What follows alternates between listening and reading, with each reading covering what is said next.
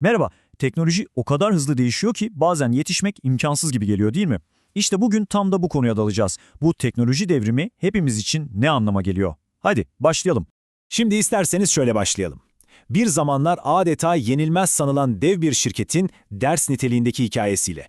Koda'ya hatırlayanlar var mı aramızda? Geleceği anlamak için bazen geçmişe bakmakta fayda var.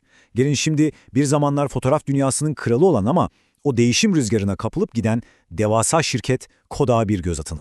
Şöyle bir 1997'ye gidelim. Kodak o kadar büyüktü ki düşünün dünya genelinde tam 160 bin çalışanı vardı. Gerçekten de o zamanlar için inanılmaz bir rakam bu. Ama olay sadece büyüklükleri de değildi. Adamlar resmen piyasanın hakimiydi. Tüm fotoğraf pazarının yaklaşık %85'ine ellerinde tutuyorlardı. Peki sonra ne oldu? İşte onca güce, onca hakimiyete rağmen ceplerimize giren küçücük bir teknoloji, yani şu an hepimizin kullandığı mobil kameralar bu devi resmen tarihe gömdü. Sonuç mu? İflas. Ama bakın bu hikayede Kodak yalnız değildi. Ekranda gördüğünüz markalar size de tanıdık geliyordur. Bir zamanların devleri. Onlar da aynı sebepten, yani değişime ayak uyduramadıkları için bir yok oldular. İşte bu söz aslında tüm bu hikayenin özeti. Mesele ürünlerinin kalitesiz olması falan değildi. Tek sorunları zamana ayak uyduramamalarıydı. Buradan almamız gereken ders çok açık değil mi? Durduğun an aslında geriye gitmeye başladığın an demektir. Peki, geçmişten dersimizi aldık. Şimdi gelelim günümüze, hatta geleceğe. Çünkü artık oyunun kuralları tamamen değişti. En değerli şirketler bambaşka bir sahada oynuyor. Uzmanlar içinde bulunduğumuz bu döneme 4. sanayi devrimi diyor.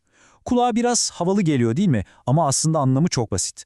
Artık her şey yazılım ve zeka üzerine kurulu.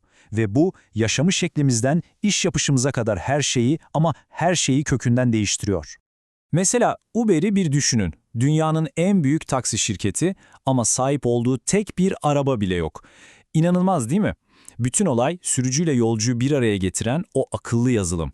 Aynı kafa Airbnb için de geçerli. Dünyanın en büyük konaklama devi ama kendine ait tek bir oteli, tek bir odası bile yok. Bütün işi yapan ne? Yine insanları birbirine bağlayan bir platform. İşte bu tablo o eski dünya ile yeni dünya arasındaki farkı tokat gibi yüzümüze vuruyor. Bakın, eskiden olay neydi? Binlerce arabaya, ofislere, yani fiziksel şeylere sahip olmak. Peki ya şimdi? Şimdi güç o fiziksel şeylere sahip olmakta değil, onları yöneten akıllı yazılımda. Tamam, durum tespiti bu şekilde. Şimdi sıkı durun çünkü önümüzdeki 10 yılda bizi nelerin beklediğine dair bazı tahminlere bakacağız ve bunlar gerçekten de dudak uçuklatacak cinsten. Rakamlar gerçekten de çok çarpıcı. Mesela Amerika için yapılan bir öngörüye göre bildiğimiz beyaz yaka işlerin %90'ı, evet yanlış duymadınız %90'ı önümüzdeki yıllarda ya tamamen yok olacak ya da bambaşka bir şeye dönüşecek. Ve bunlar sadece geleceğe dair teoriler de değil. Şu an olan şeyler. Mesela IBM'in Watson diye bir yapay zekası var. Bu yazılım kanser teşhisi koyarken insan doktorlardan tam 4 kat daha isabetli. Düşünsenize, 4 kat. Yapay zekanın gücünü göstermek için bundan daha iyi bir örnek olabilir mi? İşin ilginç yanı, bu değişim sürekli hızlanıyor. Hatta öyle ki 2030'a geldiğimizde bilgisayar zekasının insan zekasını geçmesi bekleniyor. Bu gerçekten de insanlık için yepyeni bir sayfa demek. Tek bir teknolojinin nelere yol açabileceğini görmek için sürücüsüz arabaları düşünelim. Hayatımıza bir girdiklerinde sadece şoförlük mesleği değil, peşi sıra bir domino etkisiyle araba sigortacılığı, otoparklar, hatta trafik polisliği gibi onlarca sektör de yok olabilir. Peki, tüm bunlar güzel de bütün bu anlattıklarımız bizim için ne ifade ediyor? Yani birey olarak biz ne yapmalıyız? Çünkü en nihayetinde bu devrim sadece şirketlere değil, doğrudan doğruya bizi, bizim işlerimizi, bizim geleceğimizi etkiliyor.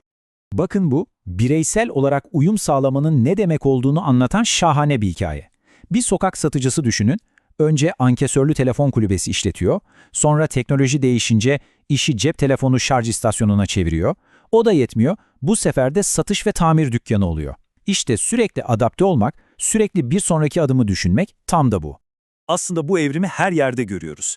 En basitinden parayı düşünelim. Eskiden cebimizde nakit taşırdık, şimdi çoğumuz kart kullanıyoruz. Yakında o da kalmayacak, her şey telefonlarımızdaki mobil cüzdanlara dönecek.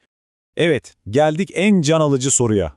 Madem dünya kurallarını sürekli yeniden yazıyor, peki siz kendi kurallarınızı yeniden yazmaya hazır mısınız?